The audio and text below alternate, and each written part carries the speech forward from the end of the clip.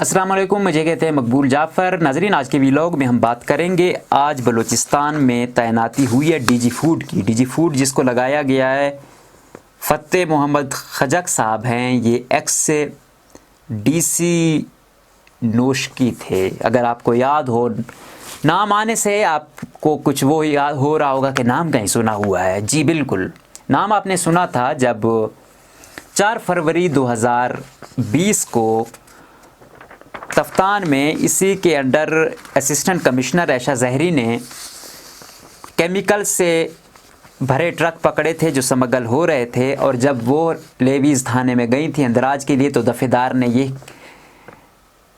कहकर FIR दर्ज करने से इनकार कर दिया था कि डीसी साहब ने कहा है वो जो कुछ लाएं, जो गाड़ी लाएं, जो चीज़ लाएं, आपने उसका इंदराज नहीं करना। और इस हवाले से BBC ने भी उस दिन रिपोर्ट किया था। फिर जब डीसी साहब से इस बारे में पूछा गया तो उसने कहा नहीं, ये सब बस एम बातें हैं। इंतज़ामिया जो है ना, अपने बातों से नहीं बल्कि अपने काम से दिखाती है। तो ज़ाहिर अगर काम से भी दिखाती है तो वो अपने काम से दिखाकर आ चुकी थी, तो होना तो ऐसे चाहिए था। फिर क्या होता है, जब वो सोशल मीडिया का सहारा लेती है, आवाज़ ऊपर उठती है, मकामी मीडिया तक पहुंचती है, BBC इंटरनेशनल इदारों तक पहुंचती है, हुकूमत मजबूर हो जाती है, FIR दर्ज होती है। उसमें फिर क्या करते हैं, होता तो ये है कि किसी सिपाही या कोई वहाँ पर जो मौजूद था उसकी मुद्दइयत में FIR दर्ज हो, लेकिन वहाँ पर भी बकौल असिस्टेंट कमिश्नर के मुझे तंग करने के लिए, ताकि मैं हर पेशी पर आऊँ जाऊँ, जलील हो जाऊँ, उसमें मुद्दई भी असिस्टेंट कमिश्नर ही को बनाया गया। ये समाज है यहाँ का। अब फिर क्या हुआ, 4 फरवरी को आया, 22 फरवरी को फ़तेह मोहम्मद खजक साहब का तबादला किया जाता है। वहाँ से एक इंक्वायरी भी वो करती है। कुछ लोग कहते हैं कि इस इंक्वायरी ने की कमेटी थी, उसने कहा था कि ट्रांसफ़र किया जाए, लेकिन वो अभी तक मंजर आम पर नहीं आई, तो इसलिए हम हतमी तौर पर तो कुछ नहीं कह सकते हैं। तो वो उसका ट्रांसफ़र कर दिया जाता है। 22 फरवरी को इसका ट्रांसफ़र कर दिया जाता है। फिर उस दौरान आप देखते हैं मार्च में कि पेंडेमिक आ जाता है, ये कोरोना। तो ये तफ्तान बॉर्डर एरिया है ईरान, जहाँ से ज़ायरीन आ रहे थे। तो असिस्टेंट कमिश्नर उस वक्त भी एक्टिव थी। ये कमिश्नर रक्षान डवियन थे, अयाज मंदोखेल साहब, वो भी एक्टिव थे। अब इस पेंडेमिक के दौरान ही 6 अप्रैल को कहा जाता है कि वो असिस्टेंट कमिश्नर जिसने ईमानदारी से काम किया था उसको SNGD में वो रिपोर्ट करें। मतलब उसको वहाँ से ट्रांसफ़र किया गया कि बस आए।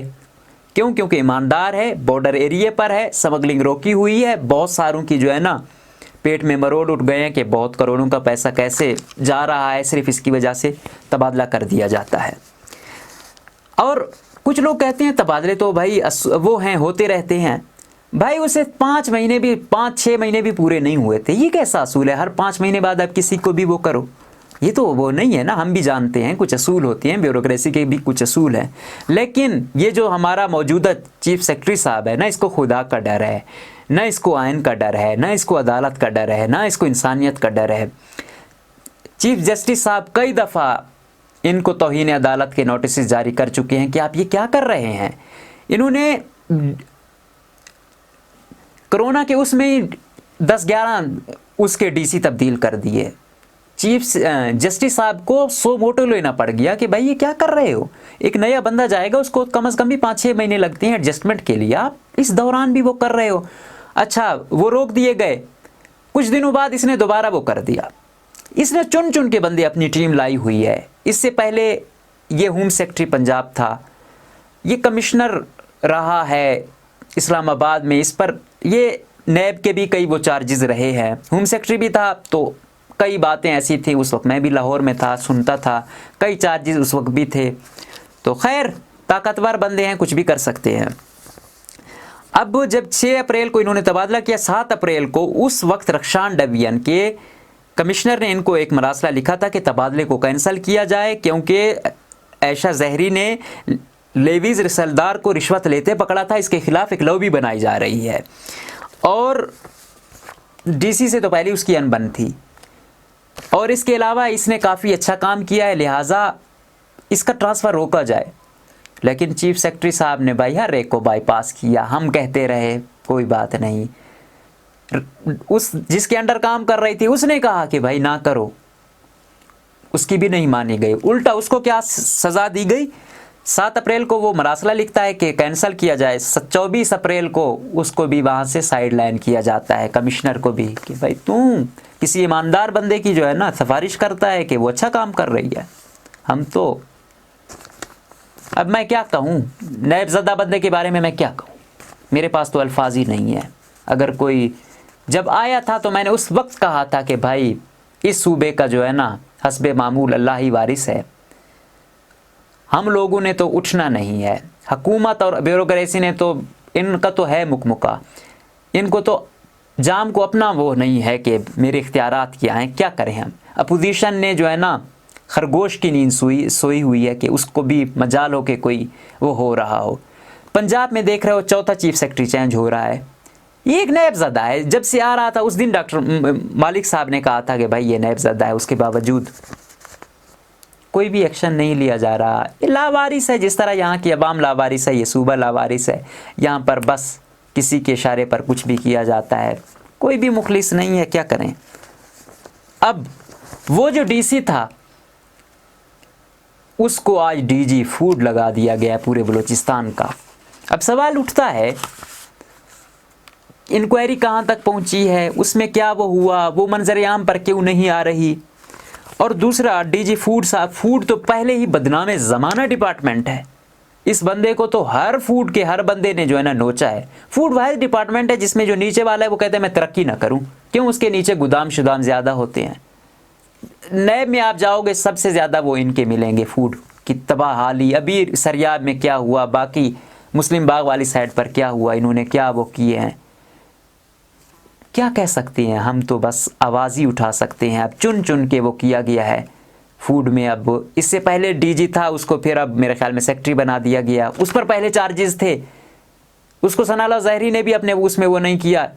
ये चीफ सेक्रेटरी आया तो इसने उसको भी जो है ना वो दे दी है। पता नहीं, मैं हैरान होता हूँ कि इसके उसमें वो जो बहुत बुरा दौर भी था उसमें वो कहते थे इज्तनाब करते थे। इस चीफ सेक्रेटरी के आने के बाद चुन चुन के करप्ट लोगों को जो है ना नवाजा जा रहा है, चुन चुन के, और जो साइड वो होते हैं उनको साइड लाइन किया जाता है। अब हम समझ नहीं आती है। इसी चीज़ को आश्कार करने पर मैं पहले भी साइबर क्राइम फेस कर रहा हूँ, अब इसको वो करने पर मैं फिर वो करूँगा। लेकिन मसला क्या है कि ये मेरी जिम्मेदारी है, मैं तो नहीं डरता, क्योंकि मेरा ये फ़र्ज़ है। अगर एक सहाफ़ी भी कंप्रोमाइज़ हो जाएगा, वो नहीं बोलेगा, वो नहीं वो करेगा। अनफॉर्चुनेटली बलूचिस्तान में सहाफ़ी बहुत कंप्रोमाइज़ है, बहुत कंप्रोमाइज़ है। अगर वो होते आज हर उस पर ये खबर चलती, मैं देखता इस चीफ सेक्रेटरी में कितनी वो थे, किस तरीके से ये चुन चुन के वो कर रहा है और कुछ भी नहीं कर रहे हो आप लोग। अब क्या किया जाए, अब उसको भी साइडलाइन किया गया, इसको भी साइडलाइन किया। हमारे पास कुछ भी नहीं है कि हम कुछ कह सकें। हमारी सिविल सोसाइटी ने किसी अफसर के लिए बाहर नहीं निकलती, कोई फ़र्क नहीं है, अच्छा है बुरा है, हमने किसी को अपना समझा ही नहीं है। अब अगर आप ऐसा करोगे, अच्छे अफसर को आप सपोर्ट नहीं करोगे, उसके लिए बाहर नहीं निकलोगे, तो वो कब तक अपनी अच्छाई वो करेगा। इंसान है ना, दुख होता है कि यार मैं इतना कर रहा हूँ आवाम की भलाई के लिए, इतना वो करे, कम से कम मुझे थोड़ा तो वो करें, अप्रिशिएट करें। जब बुरे और अच्छे में फ़र्क नहीं करोगे ना, फिर वो मुआशरा फिर इंसानों का नहीं, जानवरों के मुआशरे से भी बदतर मुआशरा होता है। होना ये चाहिए था कि जहाँ पर लगे कि आपको पता चले कि इस बंदे को सज़ा इस वजह से मिल रही है कि ये स्मगलिंग रोक रहा है, इसे इस वजह से सज़ा मिल रही है कि ये करप्शन नहीं कर रहा, इसे इस वजह से सज़ा मिल रही है कि माफिया का हिस्सा नहीं बन रहा, और इसका इसी वजह से ट्रांसफ़र किया जा रहा है। तब जब शहर निकलता है ना, वो फिर अपनी तकदीर बदलता है। और अगर हम लोग यूँ खामोश रहेंगे, हमारे लिए कुछ भी होता रहे, हर दिन में एक दिन में 2-2 ट्रांसफ़र एक बंदे के हो जाएं, तो फिर उसमें फिर क्या होगा। उसमें अफसोस से यही कहना पड़ता है कि हम कुछ भी नहीं कर पाएंगे। हमारा सूबा हमारे क्या तरक्की करेगा, हम तो आए रोज़ बस मज़ीद नीचे ही चले जाते रहेंगे। तो खुदारा अपने जो ईमानदार लोग हैं उनको इज़्ज़त देना सीखें, जो करप्ट है उसका सामना करना सीखें। ज़िंदगी का कोई वो नहीं होता कि कब जाए, किस वजह से जाए, इसलिए कोशिश करें कि अपना मैक्सिमम टू मैक्सिमम अच्छाई पर सर्व करें। बहुत बहुत शुक्रिया।